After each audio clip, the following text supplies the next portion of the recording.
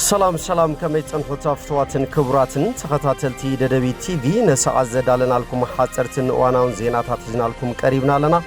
كتكتاتلنا عدمنايو بكاندي أرستانت بتاتهم كنفلم أب تقراي مرتان مكياد نجزيو ممحدار تقراي تدقاقام حطوطات والان تغربنا ملسي كنركبي كالنا نكبل هاقراو بورد مرتاي تيبيا أفليتوم بعال حدش عامت ولايتا جيفاتا أبو ودب تمرتي ساينسن بحالن حورات هاقرات يونسكو تامزجيبوم فتحن تحتات النتن كرقاقز كل دمتو خسمع لعلوى بيت فرد تقراي تقوعي تغريبوم أستراليا تحت عصر عدميهم محبرا ومراخبتات كي يتكامو آقيدام أمريكان زيغاتات كولومبيا أبحد كوينات السودان بمملمالهم إقدا أمبيرا نابزرزرو سجرنا لنا مسألة زيناتات بينيام حدش سناي مكتتال أب تقراي مرتان مكياد نجزيو ممحدار تقراي تدقاقام حطوطات والان تغربنا ملسي كنركبي كالنا نكبل هاقراو بورد مرتاي إثيوبيا فليتوم هاقراو بورد مرتاي إثيوبيا لما عامت زكايد شوعي حافشاو مرتا 24 جنبوت كلتشن 18 عامة مرت ككايد وسين اللهم تي بورد نمعكنات زينا بزهابو غازيطاو مغلطي شوعي حافشاو مرتا ناي جدن ككايد يكبل أفليت اللهم عدو منبر تي بورد وزورو ميلات ورك حيلو أبي زحلفو عارح بزح سرح كم استسرح بمتكاس نمزقبا ودباتن ناس حوصياتن مرزتن زحجز ديجيتالاو سرعات كم زتتعيشه أفليتن تي بورد ودبات بوليتيكا كابشو منتحدار كساب 23 حدار كلتشن 18 ناي مزقبا سنداتن كقربا كم زحاتتن بتوساخي مزقبا حوصيات كاب حدت حساس كساب حدت الري كلتشن 18 عام تمرت كم زكايد برهن ململا كايد تابعات تصفت مرزا كللاتي كايد كم زولون أبز حجوان 231 شعا ملكتي بصحفن أفاون فتنا يوسدو كم زلون حبيرن تي مرتان مكياد زخلا هواهو مهلاو زغلصا اتنا دومبر اتي بورد ودبات كم دلايم ينقساقسو ديوم اينقساقسو نمفلاط ببمعالتو يسرح مهلاو اسميرنالو كم بعال ولقايت زامسلو طلبات زلعالو لكبابታት انتاي تلم تتحيزو كم زلوم بغازيطኛታት مستحاتታ بزهابو ملاش كساب حجي مللاي كلهم مرصا كللاتن ناقطاتاتن مرصان ايودانان تمسرح مستزازمه كغلصيو كبلا تزاريبن بزعبا تساتف حوحات امنايلو مرصا بزهابو ملس دمام ات بورد مفراسቱ ودب يفلطيو بمخانو مسحوحات زغبر زته كم زيله غليصن سمع بريتوريا بزملكت نزقربلن حتو ازي بوليتيكاو ጉዳይ ስለዝኾነ በፖለቲከኛታት ዝፍትሐዩ ክብላ መሊሰን ኣብ ትግራይ መረጻ ክካየድ ዲዩ ኣይ ካየድን ዝብል ሕቶን ትምልሳ ድማ واب تقراي مرتان مكياد نجزيو ممحدار تدقاقام حطو غريبنا جن زاقيت ملاشايت وهابنان كبلا قليتان بعال حدش عامت ولايتا جيفاتا أود بتمرت ساينسن بحالن حبرات هاقرات يونسكو تمزجيبوم أب هندي نيوداليا بستخايدة مبل إسراء أخيبا كوميتي محلاو زي جبتو بحلاو رشاتات يونسكو إثيوبيان حدش عامت ولايتا جيفاتا أبين يسكون خمزجب زقربتو مسيرت أب زرزر زي جبت بحلا ورشاتات ينسكو كمزجب كيلو لام جيفاتا أب هزب ولايتا عبي بعال كوينوم كولدونا تمحلا لفتزنحن مثالي من نتزب زخونا نيمودات أرقيت عامتن مجمار حدش عامتن زخونا بعاليوم جيفاتا عدمت اوتا حيمانوت ويدمام كالي محبراو درجا كيفليم بخل زخبر بعال بمخانو أبين يسكون خمزجب مخنيات كم زخونون تغليصلم اب تግራይ ብርክዝ በሉት እንታውያን ሓድግታት ኣብ ዩኔስኮን ከምዝገቡ ይጽበይ ዋላ ኳንታለው ዛጊት ክሳብ ሕጂ ዝተመዝገበ ሓድግ የለን ፍትሕን ተሓታትነትን ክረጋገጽ ኩሉ ድምጹ ከስምዕ ላዕለዋይ ቤት ፍርዲ ትግራይ ጸዊዖም ፕሬዝዳንት ላዕለዋይ ቤት ፍርዲ ትግራይ ኣይተ መንግስቱ ተኽላይ እዚ ጻውዒት ዘቕረቡ ኣብ ከተማ መቐለም ዓለም ለኸ መዓልቲ ሰብኣዊ መሰላትን ትካየድዮም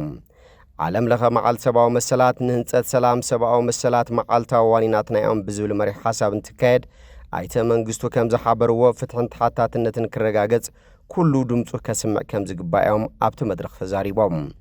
عالم قدم 77 عامت سباو مسل نخبر زاتو تو قال كيدان سند لمون كم زيتتغبره غليصوم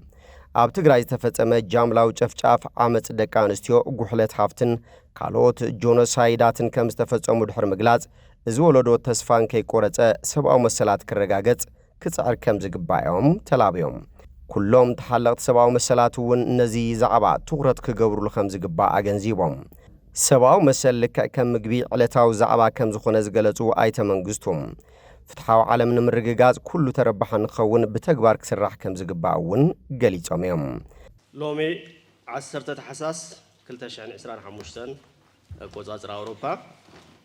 ደቂ ሰባት ነፃን ማዕረን ኮይኖም ዝተፈጠሩ ክቡራት ፍጥራት እዮም ዝብል ዓሚቕ ሓቂ ኣካቲቱ ብ1948 ዓመተ ምህረት ወይ ቆጻጽራ ኣውሮፓ ዝጸደቐ መሰረታዊ መትከላት ሰብኣዊ መሰላት ዝሓዘ ሰነድ ኣድማሳዊ ቃል ኪዳን ሰብኣዊ መሰላት ዩኒቨርሳል ዲክላሬሽን ኦፍ ሂውማን ራይትስ ዝጸደቐሉ መበል 77 ዓመት ንምዝካርን ንምኽባርን ኢና ኣብዚ ተረኺብና ዘለና እዚ ሂውማን ራይትስ our everyday essentials ማለት እውን ሰብኣዊ መሰላት መዓልታዊ ኣገደስቲ ነገራትና ብዝብል ጭርሖ ሎሚ ዓመት ዝኽበር ዘሎ በዓል ሰብኣዊ መሰላት ረቂቕን ሓሳባውን ነገራት ዘይኮንስ ዘለውና ዓለማውን ከባቢያውን ተኻሳሕቲ ብድሆታት ንምፍታሕን ሰላማዊትን ፍትሓዊትን ዓለም ንምፍጣርን ዘኽእሉና መንገድታት ምዃኖም እዩ ዘዘኻኽረና ካብ መዳለውቲ ሓደ ዝኾነን ኣካየዲ ስራሕ ጩራ ቦጊዳ ኣይተ ቢንያም ናደው ብወገኑም ዓለም ለኸ መዓልቲ ሰብኣዊ መሰል እንትኽበር ዓለም ዝኣተወቶ ቃል ኪዳን ሰብኣዊ መሰል ንምዝኻርን እቲ ሓሳብ ንምትግባር ናይ ባዕልትና ብጽሒት ክንዋጻእ ንምልዓዓልን ከም ዝኾነ ኣብቲ መድረኽ ገሊጾም ኩሉ ጸገም ኣብ ትግራይ ዝበጽሐ ጸገም ከቢድ እዩ ግን ክሓልፍ ጠንኪርና እንተሰሪሕና እንተጎቢዝና ሓድነትና እንተጠናኺርና ንሰላም ተሰሪሕና ኣፈላላያትና ብሰላም ክንፈትሕ ተሞኪርና ሓቁ እዩ ኩሉ ነገር ክሓልፍ እዩ ዝፈሰሰ ዝፈረሰ ክጽገን ኢና ኣውስትራልያ ትሕቲ 16 ዓመት ዝዕድሚኦም ማሕበራዊ መራኸብታት ከይጥቀሙ ኣጊዳም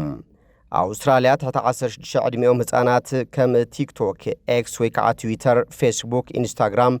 ዩቲዩብ ስናፕቻት ዝበሉ መተግበርታት ከይጥቀሙ ዝኽልክል ሕጊ ክተተግብር ምዃና ኣፍሊጣላ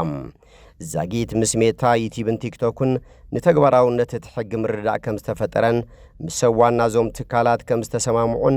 ምስ ኤክስ ወይ ከዓ ትዊተር ድማ ኣብ ምዝርራብ ከም ዝርከቡን ተገሊጹሎም